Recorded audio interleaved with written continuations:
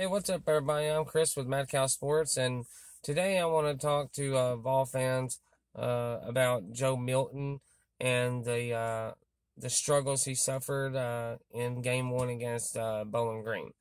Um, this is purely opinion based, and I've looked over some stats and saw some other opinions from other people, and I just wanted to give y'all my opinion on it as a fellow Vol fan, and what I think could happen going forward. Let's let me remind y'all of this of how Joe Milton's game went this last Thursday. He went 11 of 23 for 140 yards and one touchdown through the air, and he had 14 rushes for 44 yards and two touchdowns, which the run part he done pretty decent with, but the through the air he was like 48% completion rating, and he completed 48% of his passes, and that's not great, of course. You want to do a lot better than that, but we have a couple reasons why his completion rating was down, at 48%. Some of it was his fault, some of it wasn't. One, drop passes, that didn't help us a lot at all. There was a couple of passes that were really good passes that were dropped by the wideouts. We can't do that. We can't make those kind of mistakes.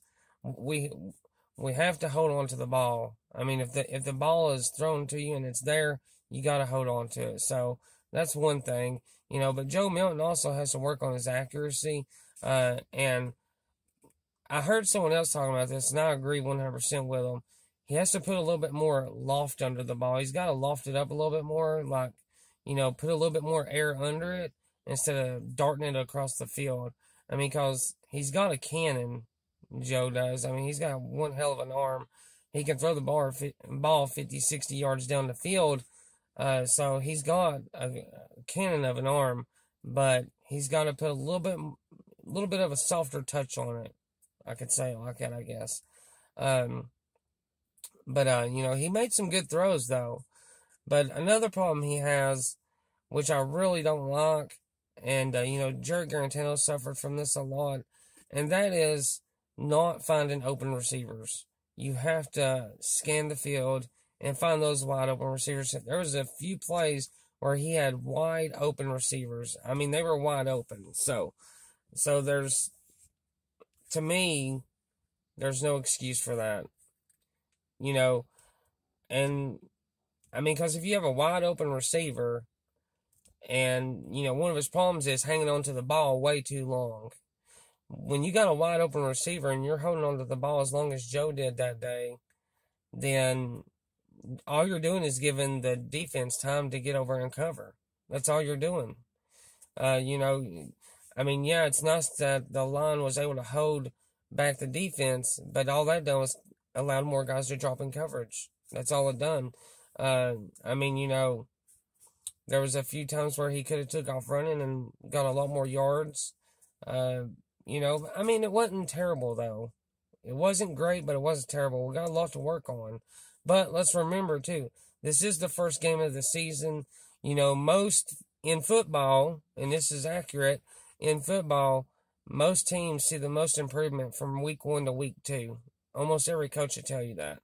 So hopefully we see a big improvement with Joe coming up this Saturday against Pitt. And, Pitt's a good team. They're a lot better than Bowling Green. Bowling Green was dead last in rush defense. They were dead last in rush defense last year. So that's why we were able to pound the ground as good as we were. Now, when it comes to this week, going up against Pitt, if Joe Milton comes out and he starts laying eggs, then I believe they should set him down and let's try Hendon Hooker or Bailey. I would like it myself if we, tried rotating quarterbacks. But we got to remember, again, Josh Heupel, they call him a quarterback whisperer for a reason. He's really good at developing quarterbacks. He's developed quarterbacks everywhere he's been.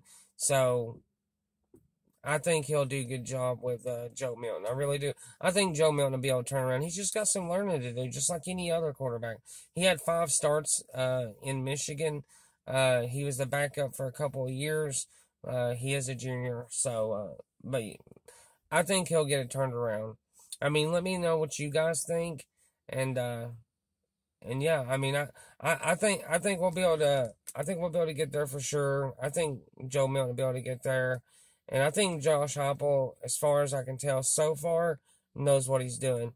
This Pitt game's going to really tell us a lot about the Vols and the team in general. So let's hope they've progressed a little bit. Let's hope they've learned some lessons, and let's hope we see a huge jump in performance and stuff coming up this weekend.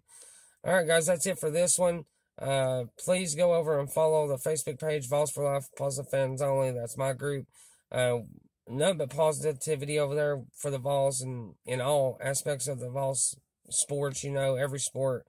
So please go over and give us a follow, and if you wouldn't mind, just hit the like button on this, share it with your other Vol fans if you'd like to, and subscribe if you'd like to.